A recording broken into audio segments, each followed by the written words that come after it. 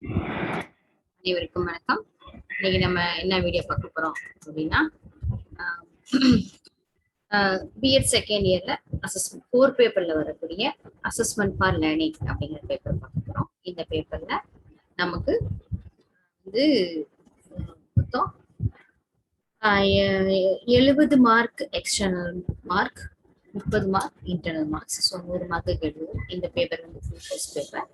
So assessment for லேர்னிங்ல மொத்தம் 10 unit இருக்கும். 10 யூனிட்ல நீங்கள் ஃபர்ஸ்ட் யூனிட் பார்க்கலாம்.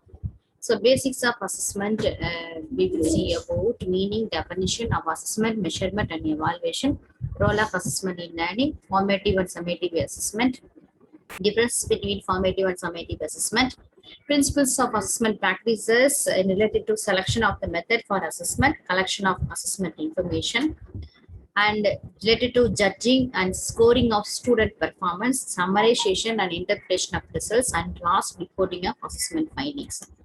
What is measurement?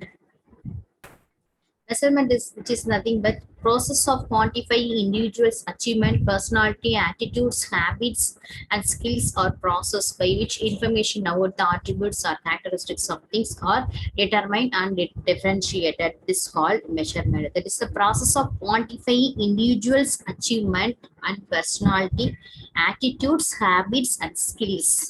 Okay. Then assessment. What's assessment? Assessment is the process of gathering and discussing information from multiple and diverse sources in order to develop a deep understanding of what students know, understand, and can do with their knowledge as a result of the educational experiences. Okay, the process culminates when assessment results are used to improve. That is called assessment. So assessment is the process of documenting usually in measurable terms, knowledge, skills, attitudes, and beliefs.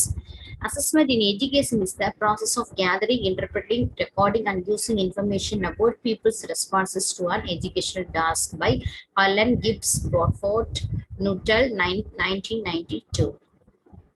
And then evaluation. In education, evaluation is the process of using the measurements gathered in the assessments. Teachers use this information to judge the relationship between what was intended by the instruction and what was learned. So, what is evaluation? Evaluation is the use of measurement in making decisions. Evaluation is the process of interpreting, analyzing, and assessing the data obtained from the test. Evaluation is a process of delineating, obtaining, and providing useful information for judging, for judging, and providing useful information for judging decision alternatives. The statistical treatment of analysis of data as per the purpose of the test is called evaluation. Then assessment. Role of assessment in learning. The first, help students to know about how to improve the study. Then recognize all educational achievement. Then develops capacity for self and peer assessment. Part of effective planning. Focuses on how students learn. Central to classroom practice. Key professional skill. Sensitive and constructive. Fosters motivation. Promotes understanding of goals or criteria. First of all, we will help the students to know how to improve our education. So that was the, we will use a variety of technology and variety of learning methods. That was very helpful to students, so that helps students know how to improve. Then recognize all educational activities. Students' educational activities will be recognized by our college, by our colleges or institutions, isn't it? So that we recognize the students' achievement. Develops capacity for self and peer assessment. To develop the capacity for a self and peer assessment. So develop capacity individually or friends group or circles or peer groups. So that develop capacity for each and everyone. Then part of effective planning. That is where we use a variety of technology or variety of learning methods or teaching methods. That was very helpful to give a effective instructions or effective learning to the students. Then focuses on how students learn. Students, what are how the students are using variety of methods to memorize each and every concept by using a simple concept or a variety of concept that Then which concept will be very supported to memorize easily to the students, so that that concept will be, that factors or that concept will be easily supported to focuses on study. Then central to classroom practices.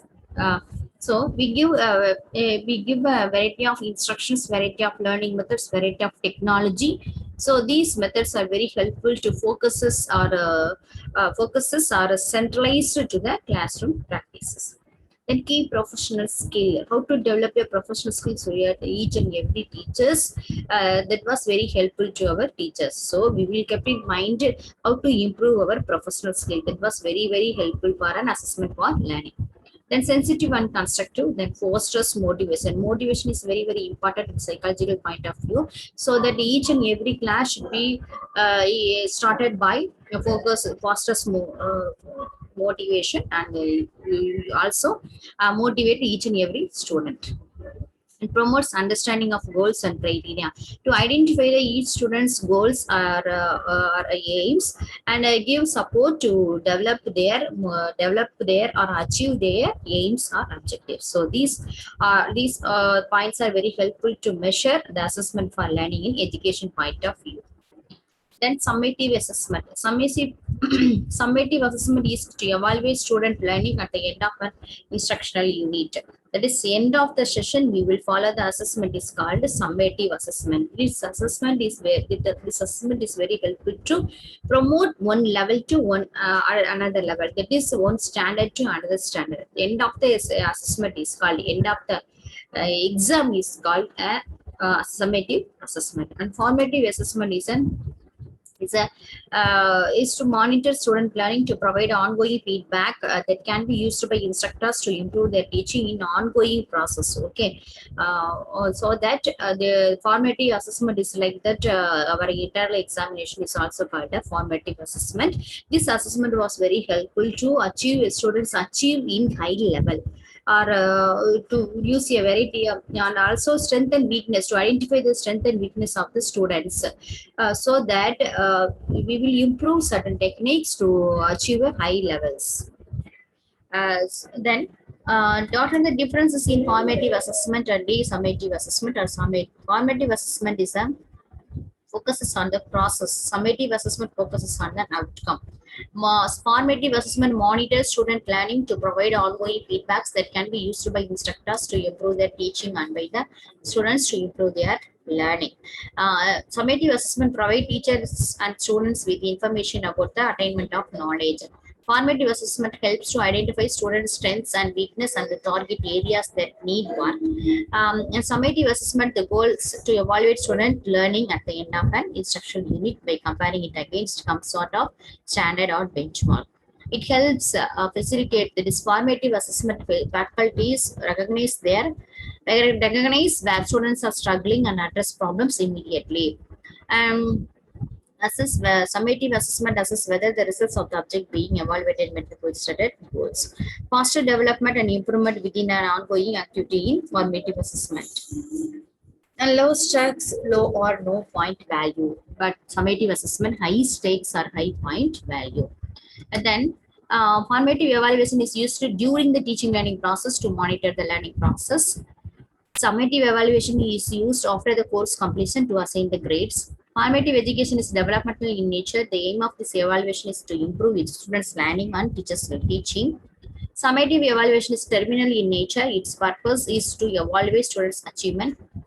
Generally, formative evaluation teacher-made tests are used for this purpose, but this generally standardized tests are used for the purpose.